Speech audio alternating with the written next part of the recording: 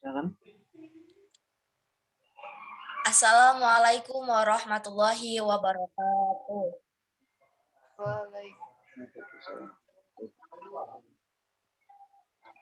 Alhamdulillahirabbil alamin wa bihi nasta'in ala umuri dunya waddin wassalatu wassalamu ala asrofil anbiya'i wal mursalin wa ala alihi wa sahbihi ajmain. Puji syukur untuk Allah Zat yang Maha Ghafur yang telah memberikan semua nikmat sehingga kita bisa melancarkan diskusi pada pagi hari ini.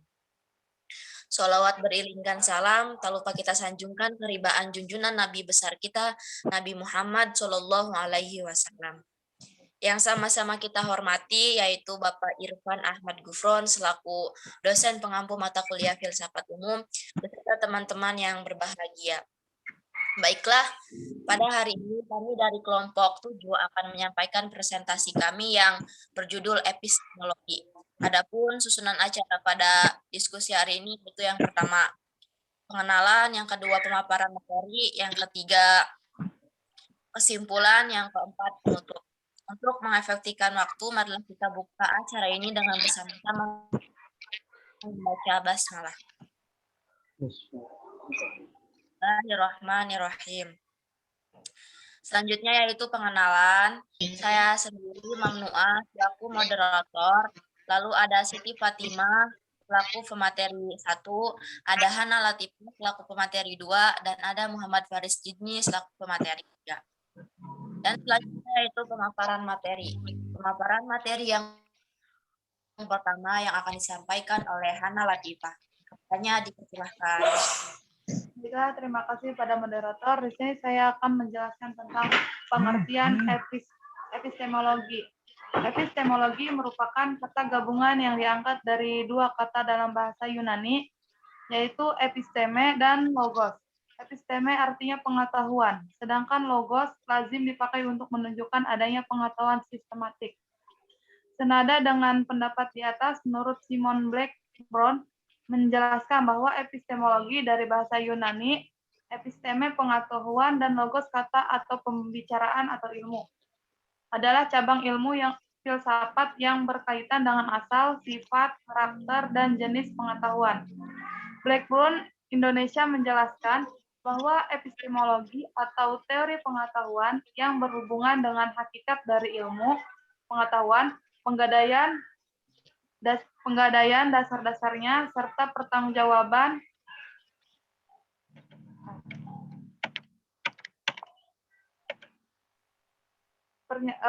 pertanggungjawab atas pernyataan mengenai pengetahuan yang dimiliki oleh setiap manusia. Pengetahuan tersebut diperoleh manusia melalui akal dan panca indera dengan berbagai metode. Di antaranya metode induktif, metode deduktif, metode positivisme, metode kontemplatis dan metode dialektis. Secara umum, epistemologi adalah cabang filsafat yang mengkaji watak dan kebenaran pengetahuan. Istilah untuk nama teori pengetahuan adalah epistemologi, yang berasal dari kata Yunani. Dalam pembahasan epistemologi modern biasanya disebutkan 4 sumber pengetahuan.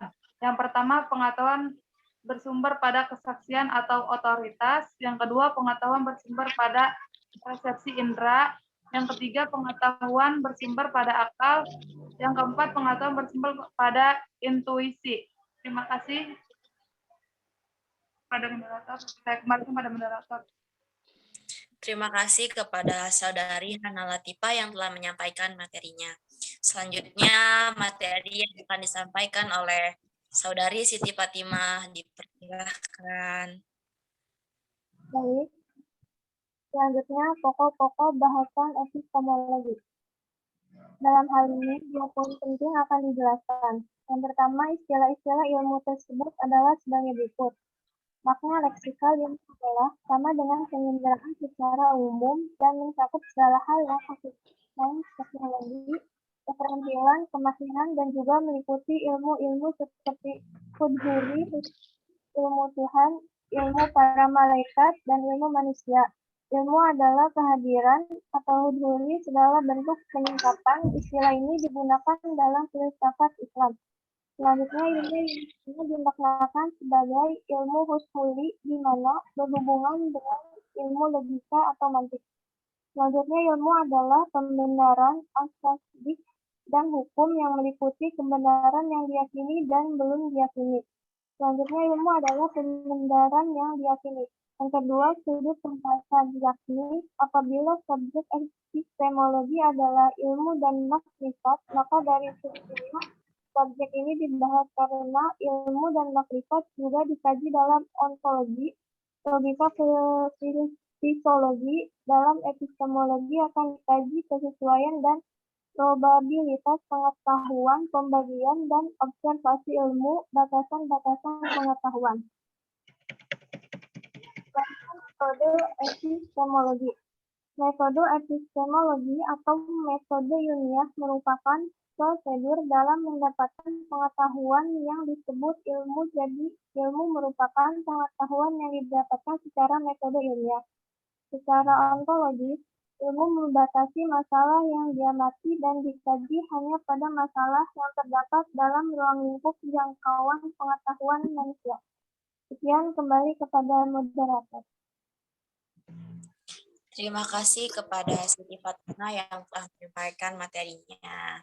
Selanjutnya materi yang selanjutnya yang akan disampaikan oleh Saudari Muhammad Faris ini, dipersilahkan. Baik, materi selanjutnya adalah ukuran kebenaran pengetahuan. Jika seseorang mempermasalahkan dan ingin membuktikan apakah pengetahuan itu bernilai benar, menurut para ahli epistemologi dan para ahli filsafat, pada umumnya untuk membuktikan bahwa pengetahuan bernilai benar, seseorang harus menganalisa terlebih dahulu cara bersikap dan saran digunakan untuk membangun suatu pengetahuan. Selanjutnya, tipe dan tingkatan kebenaran epistemologi. Nilai kebenaran itu bertingkat-tingkat, sebagaimana yang telah diuraikan oleh Andi Hakim Nasution dalam bukunya Pengantar Kefilsafat Sains, bahwa kebenaran punya 3 tingkatan, yaitu hak al-yakin, ain al-yakin, dan ilm al-yakin. Adapun kebenaran menurut Ansari mempunyai 4 tingkatan, yaitu kebenaran wahyu, kebenaran spekulatif filsafat, kebenaran positif ilmu pengetahuan, dan kebenaran pengetahuan biasa. Pengetahuan yang di bawah wahyu diyakini bersifat absolut dan mutlak benar, dan pengetahuan yang diperoleh melalui akal bersifat relatif, mungkin benar dan mungkin salah. Jadi apa yang diyakini atas dasar pemikiran mungkin saja tidak benar karena ada sesuatu di dalam nalar kita yang salah. Demikian pula apa yang diyakini karena dia mati belum tentu benar karena penglihatan kita mungkin saja mengalami penyimpangan. Dari 2 sifat tersebut, pada muaranya melahirkan 2 tipe kebenaran, yaitu kebenaran relatif yang bersifat spekulatif dan kebenaran absolut yang bertipe idealistik. Baik, dikembalikan kepada moderator. Terima kasih kepada Faris Idni yang telah menyampaikan materinya. Selanjutnya yaitu materi yang terakhir yang disampaikan oleh saya sendiri.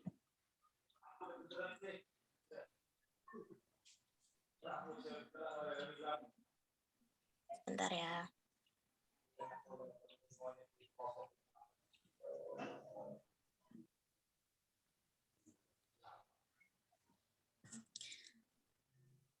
Sejarah epistemologi.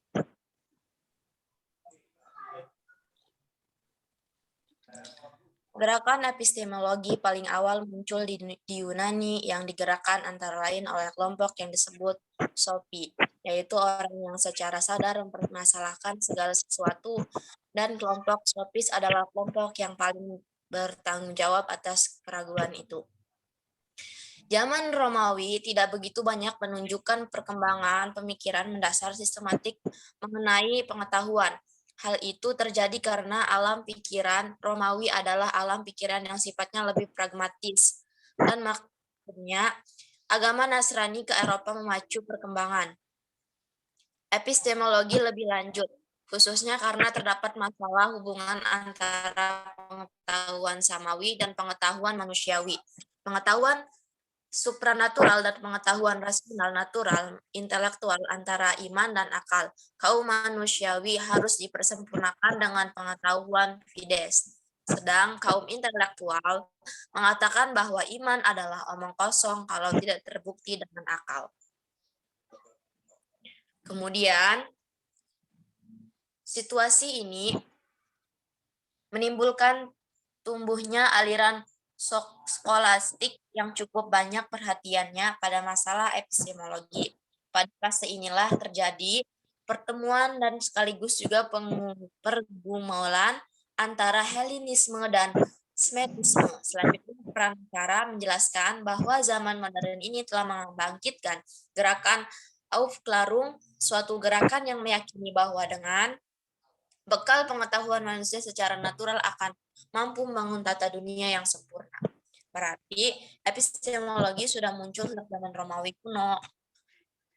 Itulah materi terakhir yang dapat saya sampaikan. Dan alhamdulillah semua materi sudah dibacakan. Terima kasih kepada pemateri yang sudah menyampaikan. Dan untuk selanjutnya itu membaca kesimpulan yang akan dibacakan oleh Saudari Hana Latifah. Dipersilahkan. Terima kasih pada moderator. Di sini saya akan membaca kesimpulan. Secara umum, epistemologi adalah cabang filsafat yang mengkaji watak dan kebenaran pengetahuan. Istilah untuk nama teori pengetahuan adalah epistemologi yang berasal dari kata Yunani. Episteme berarti pengetahuan, karena membahas tentang kebenaran epistemologi juga disebut logika. Dalam pembahasan epistemologi modern biasanya disebut 4 sumber pengetahuan. 1. Pengetahuan bersumber pada kesaksian atau otoritas. 2. Pengetahuan bersumber pada resepsi indera. 3. Pengetahuan bersumber pada akal. 4. Pengetahuan bersumber pada intuisi. Cakupan pokok bahasan yakni subjek epistemologi adalah ilmu secara umum atau ilmu dalam pengertian khusus seperti ilmu usuli. Ilmu itu sendiri memiliki istilah yang berbeda dan setiap istilah menunjukkan batasan dari ilmu. Tipe kebenaran yaitu kebenaran relatif yang bersifat spekulatif dan kebenaran absolut yang bersifat bertipe idealistik. Perkembangan epistemologi tampaknya berjalan di dalam dialektika antara pola absolutasi dan pola relativisasi di mana lahir aliran-aliran dasar seperti skeptisisme, dogmatisme, relativisme, dan realisme. Namun di samping itu tumbuh pula kesadaran bahwa pengetahuan itu adalah selalu pengetahuan manusia, bukan intelek atau rahasia mengetahui, manusialah yang mengetahui. Kebenaran dan kepastian adalah selalu kebenaran dan kepastian di dalam hidup dan kehidupan manusia. Saya kembalikan pada moderator. Baik, terima kasih kepada Saudari Hana Latifah yang telah menyampaikan kesimpulannya.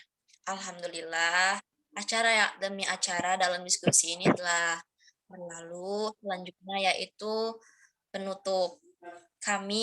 Sebelum ditutup, kami dari kelompok 7 mohon maaf jika banyak sekali kekurangan dalam diskusi ini. Baiklah, marilah kita tutup diskusi ini dengan bersama-sama membaca Alhamdulillah. Alhamdulillahirrabbilalamin. Ya, selaku moderator, mohon kami undur diri. Wassalamualaikum warahmatullahi wabarakatuh. Waalaikumsalam.